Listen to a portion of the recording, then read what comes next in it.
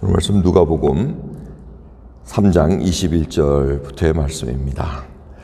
백성이 다 세례를 받을새 예수도 세례를 받으시고 기도하실 때 하늘이 열리며 성령이 형체로 비둘기같이 그의 위에 강림하시더니 하늘로서 소리가 나기를 너는 내 사랑하는 아들이라 내가 너를 기뻐하노라 하시니라. 예수께서 가르치심을 시작할 때 30세쯤 되시니라. 사람들이 아는 대로 요셉의 아들이니 요셉의 이상은 헬리오, 그 이상은 마따시오, 그 이상은 레위오, 그 이상은 멜기오, 그 이상은 안나요, 그 이상은 요셉이요. 38절로 넘어갑니다. 그 이상은 에노스요, 그 이상은 셋이요, 그 이상은 아담이요, 그 이상은 하나님이시니라. 아멘. 오늘 말씀은 예수님께서 세례를 받으시고 그리고 누가는 이 예수님의 그 족보를 이렇게 적어놨습니다. 이 세례 받는 것은 굉장히 중요한 의미를 내포하고 있습니다. 예수님은 죄가 없으시기에 세례 받으실 이유가 없으십니다. 그런데 마태복음은 어떻게 얘기합니까? 마태복음은 대화하는 장면이 나옵니다. 세례 요한이 예수님께서 세례 받으러 나오시는 것을 보고 어떻게 당신이 나에게 세례를 주셔야지 내가 어떻게 줄 수 있습니까? 이렇게 얘기할 때 모든 행하라 모든 것을 의를 이루리라 이렇게 얘기를 하십니다. 그러니까 이게 어떤 여지를 안 주시겠다는 얘기입니다. 모든 것을 인간의 몸으로 오셨기에 그 인간이 당해야 될 것은 모든 것을 다 하신다는 것을 알려주십니다. 이 일을 통해서 지금 어떠한 일이 일어납니까? 누가는 세례 요한의 얘기는 싹 뺍니다. 주인공이 누구라는 얘기입니다. 이제 주인공은 예수님이라는 얘기입니다. 예수님이 딱 등장을 하시는데 예수님께서 세례를 받으시자마자 하신 것은 뭐냐면 기도하셨다고 얘기합니다. 기도하셨더니 하늘이 열렸다는. 이 하늘이 열렸다는 것은 이건 큰 의미를 갖고 있습니다. 뭔가 하나님께서 일하실 것이 예상되고 또 말씀하실 것이 예상된다는 겁니다. 아니나 다를까 기도하실 때 이 삼위의 하나님이 딱 한 자리에 모이게 됩니다. 이게 굉장히 귀중한 장소입니다. 그래서 성령이 형체로서, 성령은 눈으로 보이질 않습니다. 형체로 비둘기같이 충만함으로 기름 부으심으로 내려오시고 하늘로서 아버지 하나님의 소리가 들립니다. 너는 내 사랑하는 아들이라 내가 너를 기뻐하노라 하시니라. 시편 2편에 있는 7절에 있는 그 말씀을 인용하신 것을 볼 수가 있습니다.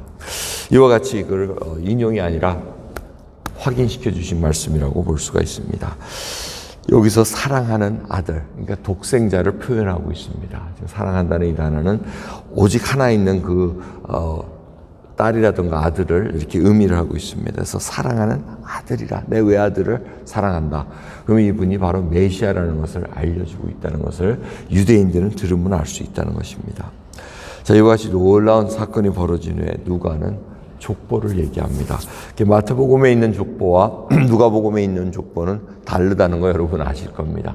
마태복음은 유대인 대상으로 했기 때문에 요셉의 아버지 쪽으로 했고 이쪽 전통적인 견해로는 요셉의 아들, 요셉의 이상은 헬리오 하면서 이렇게 얘기하는데 이 얘기는 바로 마리아 쪽을 얘기한 걸로 얘기하면 마리아의 아버지가 헬리였는데 사위라는 단어가 없기 때문에 이 이상으로 하면서 이렇게 표현하기를 이렇게 썼다고 얘기를 합니다. 근데 중요한 것은 31절을 보시면은 다윗의 아들 얘기가 나옵니다. 그 이상은 멜레요, 그 이상은 맨나요, 그 이상은 마따디요, 그 이상은 나단이요, 그 이상은 다윗이요. 그러니까 다윗의 아들이 나단이었다는 얘기입니다.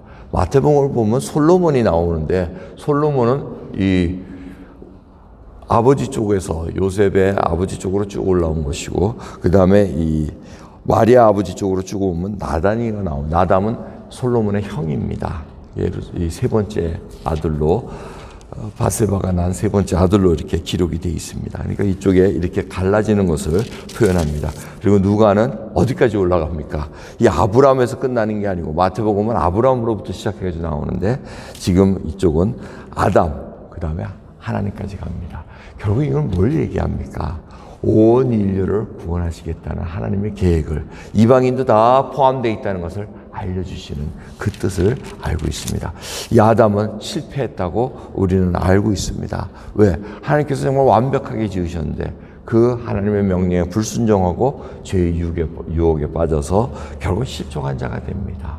fallen nature가 돼서 결국은 구원할 수 없고 구원을 받아야만 되는 그러한 피조물로 들어가 있는데 그 일을 행하기 위해서 구원을 베푸기 위해서 예수님께서 사람의 몸을 빌려 하나님의 아들이신데 오셔서 우리의 죄를 사하러 오셨다는 것을 볼 수가 있습니다. 여러분 말씀을 통해서 우리가 알 수 있는 것은 아담은 실패했으나 예수 그리스도께서는 실패를 하지 않으셨습니다. 사람의 몸을 입고 하나님의 신데 사람의 몸을 입고 오셔서 아버지의 뜻을 온전히 이루시고 모든 것을 알려주십니다. 이 초점은 다 어디에 있습니까? 예수님께서 하나님의 아들이시라는 데 초점이 있습니다. 보십시오. 세례가 뭐라고 말씀해요? 너는 내 사랑하는 아들이라고 얘기합니다. 그리고 여기도 족보도 바로 하나님의 아들이라는 것에 초점을 맞춰져 있습니다. 그리고 내일 읽으실 예수님께서 시험 받는 것도 뭡니까? 하나님의 아들이었거든 하고 자꾸 물어봅니다. 그래서 지금 하나님의 아들이라는 이 초점에서 계속 누가는 강조를 하고 있습니다. 예수님은 분명 하나님의 아들이시다. 그리고 이분이 바로 하나님이셨고 우리를 위해 죄를 대속하셨다는 그 일을 감당하신다. 그래서 오늘은 그 사역, 구원의 사역을 이제 시작하는 바로 그 첫 단추를 저희들이 봤다는 것입니다.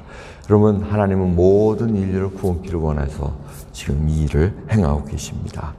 온 인류를 구원하시기에 이 복음은 멈춰질 수 없다는 것입니다. 우리가 받았다고 우리고 끝나는 것이 아닙니다. 하나님께서 제일 안타까워하시는 것은 복음의 메시지가 복음 전하는 것이 스탑될 때입니다. 그래서 땅 끝까지 이르러 내 증인이 되라고 말씀하십니다. 성령 충만을 받고 성령으로 거듭난 자는 예수 그리스도를 전하지 않을 수가 없다는 것입니다.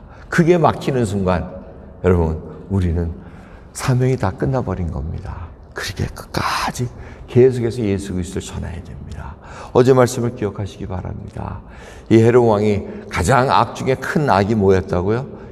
세례 요한을 옥에 가둔 것. 그 옥에 가둔 것이 가장 큰 죄라는 이유는 바로 복음 전파를 막아버렸다는 겁니다. 하나님이 하시는 일을 고의적으로 막아버렸다는 것. 여러분 이거 굉장히 위험한 겁니다.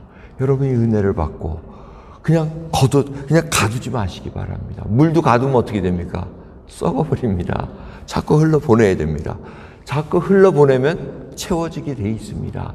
은혜도 자꾸 여러분 나눠주면은 하나님은 그 넘쳐 흐르는 자에게 계속해서 부어주십니다.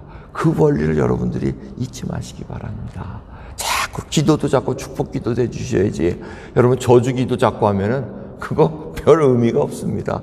하나님께서는 그렇게 우리를 그렇게 사용하시고자 구원 베풀어 주시지 않으셨습니다.